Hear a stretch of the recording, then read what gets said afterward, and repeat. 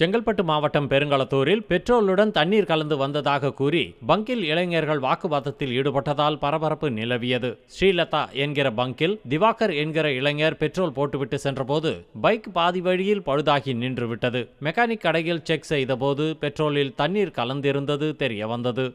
Tank full பண்ணி போனது இங்கே ஆஃப் ஆச்சு. ஆஃப் பண்ணேன் என்னன்னு தெரியாமல் ஷோரூம் போனோம். ஷோரூம் போயிட்டு ரொம்ப நேரம் செக் பண்ணாங்க, அது ஸ்டார்ட் ஆகலை. ஸ்டார்ட் ஆகலன்னே பெட்ரோலை கொஞ்சம் கேனில் பிடிச்சி பார்த்தாங்க. பிடிச்ச உடனே அதிலே தெரிஞ்சு தண்ணி மாதிரி இருந்துச்சு.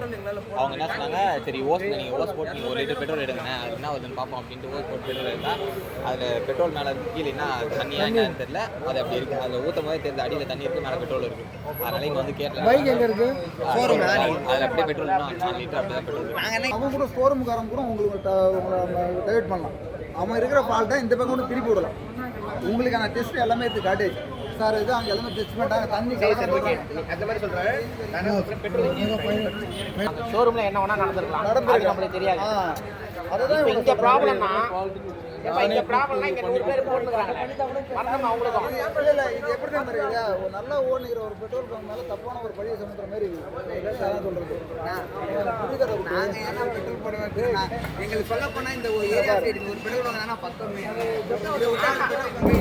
போட சொல்லப்பா. என்னன்னா எந்த வண்டினா